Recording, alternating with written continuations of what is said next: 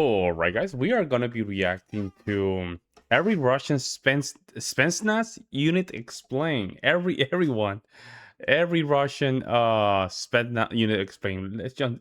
Thank you so much for the support, guys. We're gonna react to this. I don't. Let's see what's going on here. I didn't know there was many units. I guess Spetsnaz is just the branch. Similar to Navy, Marines, and Army, or, you know, I guess so. Or there might be different units inside, like Marines, I guess. But we're gonna react to this and see what's going on. Let me know in the comment section what you guys think. Let's go. Spetsnaz, strong Russian military. Spetsnaz is an abbreviation of the Russian term for special purpose forces. However, the term Spetsnaz has come to describe all specialized units in the Russian military, That's law what I said. enforcement, and intelligence services. That makes sense. In a sense, Spetsnaz has the same meaning as special operations and is used broadly, much in the same way the term Special Operations Forces is applied to a range of U.S. units. Their legacy dates back to World War I, but it was in 1950 when the Soviet Premier Joseph Stalin himself approved the formation of the unit. These units' primary mission set include direct action, strategic reconnaissance, and unconventional warfare, much like the Green Berets of the U.S. Army, which was established around the same time. Spetsnaz, in general, are more comparable to the U.S. Army's 75th Ranger Regiment, a light infantry force, though some units are akin to Tier 1 units, like the U.S. Army's Delta Force. In this episode, we'll talk about the Spetsnaz units, what are their mission profiles, and how they differ. First up, we've got the GRU Spetsnaz. This covert unit is under command of the Russian Federation's main directorate of the General Staff of the Armed Forces. Basically, their version of the Pentagon's Defense Intelligence Agency, DIA. The GRU handles all things military intelligence, and their Spetsnaz units are the tip of the spear when it comes to espionage, recon, sabotage, counterintelligence, and even taking out high-profile targets. Earning a spot in the unit isn't just about checking the basic trainings box. Their training is brutal in many ways. Their emblem, a bat silhouetted against a globe, gives off serious Dark Knight vibes, symbolizing how they operate, stealthily, silent, and everywhere. Training isn't just about running laps or doing push-ups. It's an all-out mental and physical grind. And if that wasn't enough, they might even pick up some basic language, depending on where the unit is focused. But don't expect them to start giving fluent TED Talks unless they're transitioning to the GRU's full-on intelligent division. These folks are all about keeping it low-key and getting the job done. The GRU Spetsnaz have been around the block, pulling off missions in Angola, Beirut, Vietnam, Afghanistan, and Cambodia. During the Vietnam War, they pulled off an incredible heist that sounds straight out of a spy thriller. Picture this. A squad of just 9 operators sneak into a top-secret U.S. airbase in Cambodia. Their target? A shiny new Super Cobra attack helicopter. Not only did they swipe the chopper and ship it back to the Soviet Union, but they also made sure the rest of the helicopters on the base were destroyed. Wow. Alpha Group, or FSB Now he had to Spetsnaz, play games, man. is like a Swiss Army knife of special units. Part spy, part counterinsurgency, and part all-around badass commando squad. This Tier 1 unit falls under Russia's Federal Security Service, FSB. Fun fact, they were originally called A when the KGB whipped them up ahead of the 1980 Moscow Olympics. But the media gave them the nickname Alpha, and it stuck, and they made it official. Their first headline-grabbing mission, storming the presidential palace in Kabul during the Soviet invasion of Afghanistan. Wow. Back in the 80s and 90s, these guys were everywhere, busting rebels, rescuing hostages, and taking out kidnappers. They even had the job of shielding Soviet leaders when things got dicey. Alpha isn't your typical military unit, and they're definitely not cops. The FSB runs its own show, with Alpha sporting unique ranks and badges. Today, the main unit has about 250 operators, plus a few small regional teams dispersed across the country. The group's Wow. broken into specialized departments. The main unit has about 250 operators, plus a few small regional teams dispersed across the country. The group's broken into specialized departments, each with its own mission. They've been knee-deep in conflicts like the Chechen Wars and gained global attention for pulling off intense hostage rescues. Planes, trains, buses, you name it. They've saved it. Their motto, win and come back. Wow. They have also got a VIP protection team for high-profile deployments in places like Afghanistan, the Middle East, and during militant hostage crises. Getting into Alpha Group isn't just tough, it's a whole other level. Doesn't matter if you're a cop or a special forces hotshot, everyone starts on the same playing field. The selection process is brutal. Some bar and wires. training, it's a 3-year grind. Recruits tackle infantry tactics, parachuting, diving, sniper work, CQB, martial arts, and even foreign languages. If you make the cut, you're basically an action movie hero in real life. Next up, we've got another Tier 1 unit in the Russian Special Forces lineup, Directorate V of the FSB Special Purpose Center. You might know them by one of their many names, Spetsgrupa V, Vympel, or even the KGB's old Vega group. These guys are basically the quiet professionals you never see coming. Back in 1981, they were credited as Alpha Group's more aggressive, globe-trotting cousin, specializing in sabotage missions outside the Soviet Union. Fast forward to today, and their playbook has changed. Now, they're all about counterterrorism and safeguarding Russia's nuclear assets. They're likely been knee-deep in hotspots like Syria and the Ukraine too. Their emblem says it all. A sword piercing a shield with the Russian Cyrillic letters B, that's a V to us. Simple, sharp, and intimidating, point. just like their ops. This unit's so secretive that they've got a reputation as one of Russia's top-tier forces, capable of handling from anti-terror ops to guarding critical infrastructure and pulling off hush-hush missions for the state.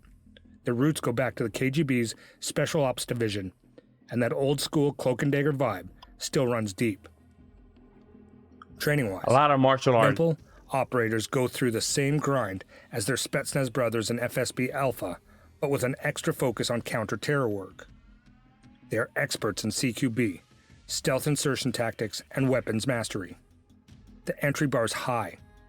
You've got to put in at least 2 years with the regular Spetsnaz unit before even thinking about applying.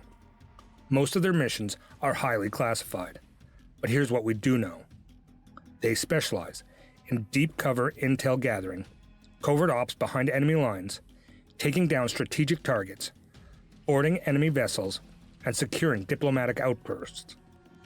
These guys are the ultimate shadow warriors. Wow. Quiet, deadly, So like and ninjas. always They're on probably mission. ninjas. Like ninjas. The 45th Guards Spetsnaz Brigade is the only Spetsnaz unit that rolls with the Russian Airborne Forces VDV. Based just outside Moscow, these guys have been doing their thing since 1994, starting as an independent regiment and leveling up to a full brigade in 2015. Their job? Secure the landing zone behind enemy lines and prep it for VDV's big arrival. And if they need to, they'll hit command posts, mess up enemy plans, and even take out high-value targets. Basically, they're the ones you don't want waiting for you on the other side. These guys have even crossed paths with their Western counterparts.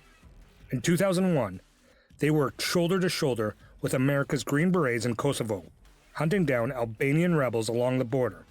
Wow.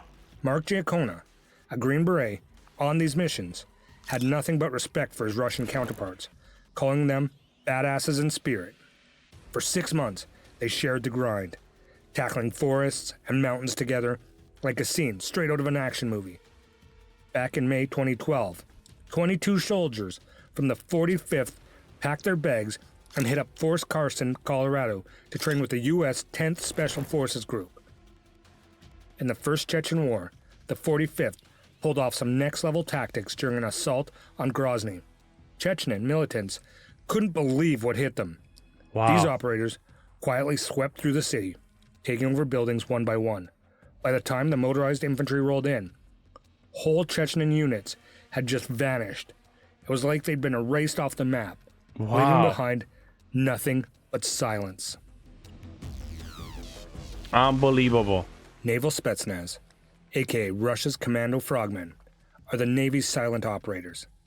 Technically, part of the Russian naval infantry, their missions are controlled by the GRU, making them both elite and elusive. These guys trace their roots back to World War II, where they played a crucial role in the Soviet victory, and they've been leveling up ever since. Their main gig? Keeping Russia's naval facilities and warships locked down tight. These frogmen split into two squads, the Naval Special Reconnaissance, OMRP, and the Combat Against Underwater Incursion Forces and Devices, PDSS. First up, the OMRP. These are your stealthy underwater guardians, recon divers, who make sure the Navy fleet stays untouchable. Each unit is about 200 strong and includes combat swimmers whose job is to protect ships and other fleet assets like their lives depend on it. Then there's the PDSS. These folks are like the Swiss Army knife of the naval infantry. They're trained for land and sea ops behind enemy lines, with skills in underwater combat, mine laying, clearance diving, and special reconnaissance.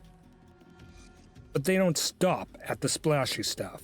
When war breaks out, they shift gears, rescuing people, patching up damaged ships, clearing river crossings, and even recovering bodies from the sunken wrecks. And if that's not enough, they'll also train rebel groups to fight the enemy. These recon teams work in the shadows, hitting key enemy spots like bases, ports, airfields, and communication hubs. Joining the Naval Spetsnaz isn't just hard, it's borderline insane. Wow, Training's really? so brutal, it's not unusual for candidates to black out mid-session.